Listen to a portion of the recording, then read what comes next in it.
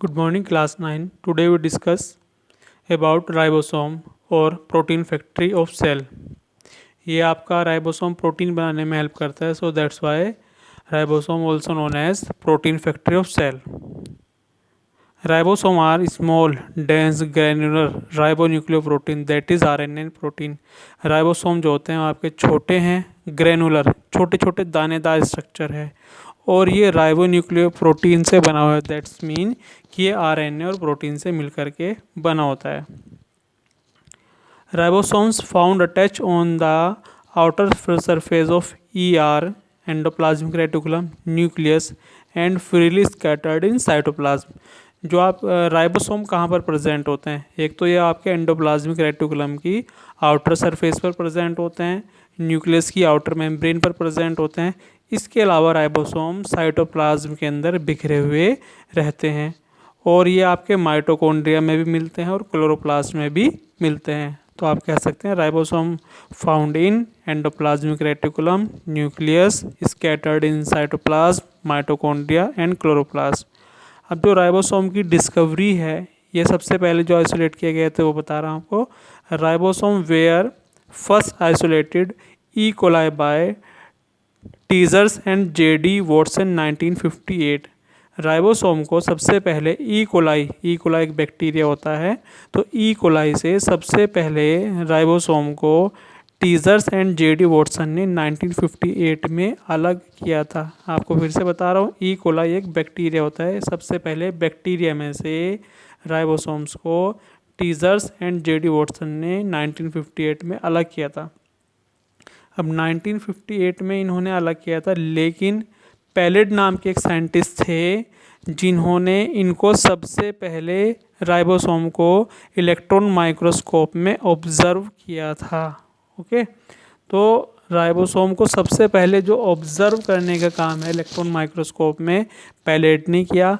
तो कभी कभी राइबोसोम को पैलेड पार्टिकल के नाम से भी जाना जाता है. ओके, तो इसमें आप कंफ्यूज ना हो कि आइसोलेशन यानी कि ई कोलाई से राइबोसोम को अलग करने का काम टीजर्स एंड J.D. वॉटसन ने किया और राइबोसोम को सबसे पहले जो माइक्रोस्कोप में देखा गया था वो पैलेड ने देखा था, इसलिए राइबोसोम को पैलेड पार्टिकल्स भी कहते हैं.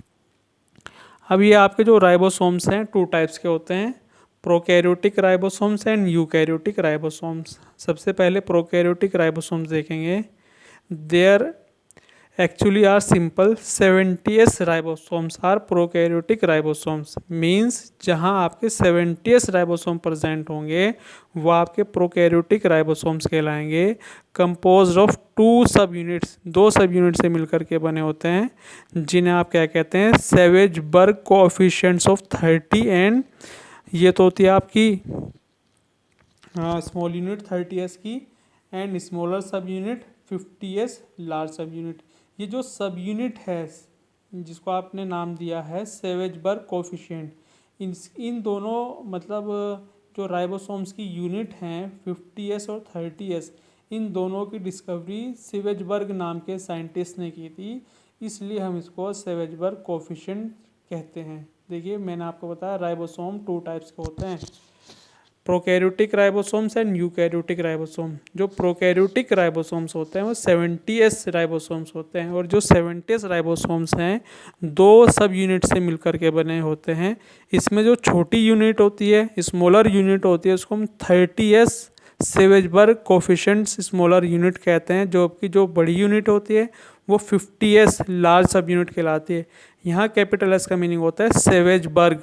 ओके, सेवेजबर्ग कौन है, जिन्होंने ये दोनों यूनिट्स की डिस्कवरी की है. नेक्स्ट आता है आपका यूकैरियोटिक क्रोमोसोम. ये यूकैरियोटिक क्रोमोसोम जो है आपका 80s राइबोसोम्स है, यानी कि 80 सेवेजबर्ग यूनिट से मिलकर के बना है. इसमें भी दो यूनिट्स होती हैं 60s एंड 40s. तो एस का मतलब फिर से बता दे रहा हूँ, सेवेजबर्ग कोएफिशिएंट सेवेजबर्ग साइंटिस्ट थे जिन्होंने इन दोनों यूनिट्स की डिस्कवरी की थी. अब मैं आपको दोनों डायग्राम को स्ट्रक्चर से एक्सप्लेन करता हूँ.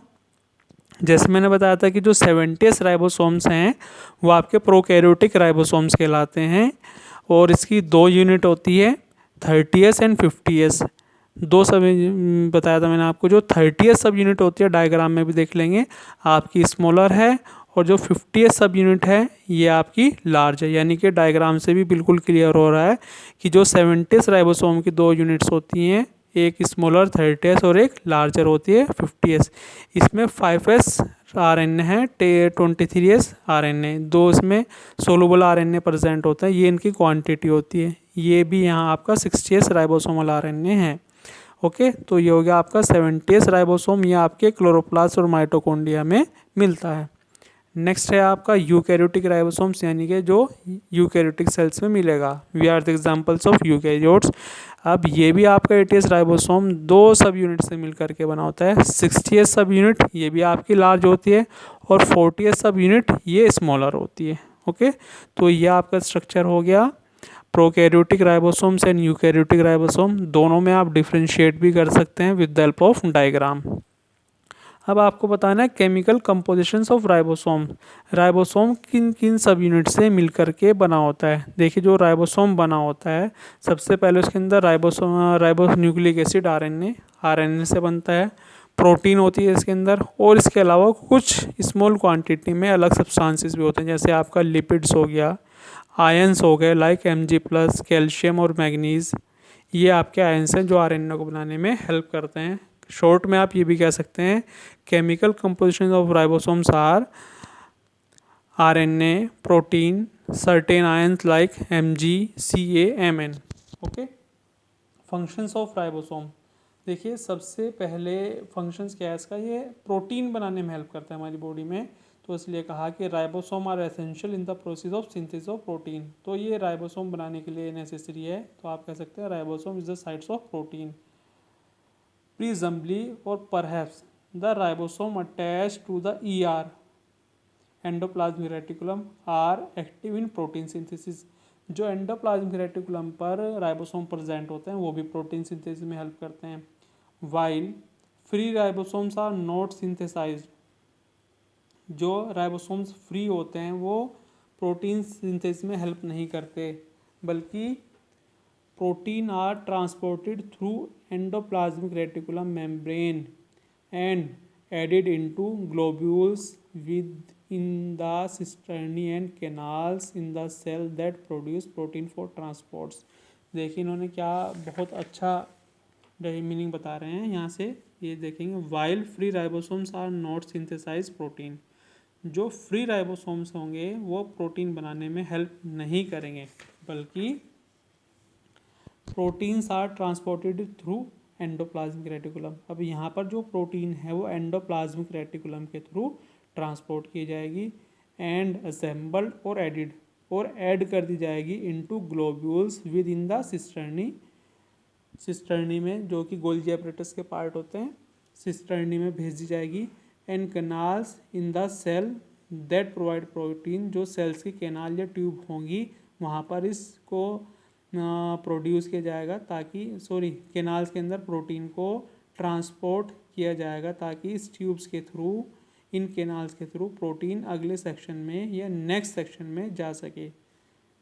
ओके, एक बार फिर से देख लीजिए, जो आपके फ्री राइबोसोम्स होते हैं वो प्रोटीन बनाने में हेल्प नहीं करते, बल्कि जो राइबोसोम्स हैं वो प्रोटीन जो होती है वो ट्रांसपोर्टेड की जाती है, एक प्लेस से दूसरे प्लेस पर भेजी जाएगी एंडोप्लाज्मिक रेटिकुलम के थ्रू, और उसको एडिट कर दिया जाएगा सिस्टर्नी में। सिस्टर्नी में इसको एडिट कर दिया जाएगा, और एडिट के बाद इसको केनाल्स में भेजेंगे। केनाल क्या है आपका, एक ट्यूब लाइक स्ट्रक्चर है। Is the cell that produce protein, जहाँ पर प्रोटीन प्रोड्यूस होगी और फिर उसको नेक्स्ट जंक्शन में या नेक्स्ट सेल में ट्रांसपोर्ट किया जाएगा। प्रोटीन में appear in the form of granules. जो प्रोटीन अपीयर होगी गोल्जी कॉम्प्लेक्स के अंदर वो दानेदार फॉर्म में अपीयर होगी, जिसको आपने कहा granules. Okay, as in the case of zymogen granule synthesized by pancreatic cells. ये हम लोगों की बात हो रही है, अगर हमारी बॉडी के अंदर प्रोटीन बनती है ग्रेन्यूल्स के फॉर्म में, तो वो जाइमोजन ग्रेन्यूल्स होंगे जो कि पैनक्रियाटिक सेल्स बनाती है। ओके, ये है आपके फंक्शंस ऑफ राइबोसोम। अब मैं इसको आपको डायग्राम से समझाता हूँ कैसे हमारी बॉडी के अंदर प्रोटीन बनती है। देखिए ये जो स्ट्रक्चर है ग्रीन कलर का आप देख रहे हैं, ये कहलाता है आपका टीआरएनए, जिसको हम ट्रांसफर टीआरएनए भी बोलते हैं। इसके ऊपर अमीनो एसिड्स आते हैं।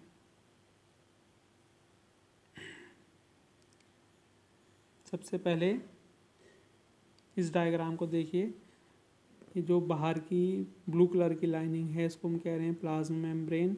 इस प्लाज्मा मेम्ब्रेन के अंदर न्यूक्लियस होता है राउंड शेप। इस न्यूक्लियस से आपके मैसेंजर आरएनए बाहर निकलते हैं। ओके, ये मैसेंजर आरएनए आपके राइबोसोम के पास अटैच हो जाते हैं। ये रहा आपका राइबोसोम। तो राइबोसोम के पास कौन अटैच हो गया? आपके मैसेंजर आरएनए। जब मैसेंजर आरएनए राइबोसोम्स के ऊपर अटैच होते हैं तभी ट्रांसफ़र आरएनए, ये भी एक टाइप है आरएनए का, तो ये अमीनो एसिड्स को ट्रांसफ़र कर देता है राइबोसोम्स के ऊपर।